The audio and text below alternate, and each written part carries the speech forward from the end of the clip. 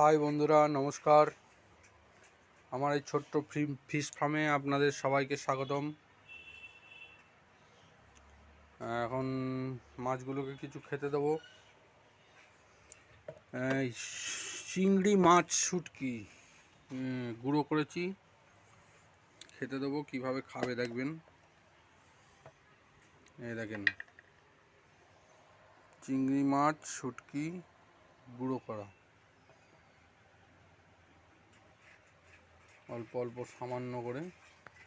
এইগুলো মাছের বাচ্চা, দেখুন কিভাবে খাচ্ছে, দেখুন।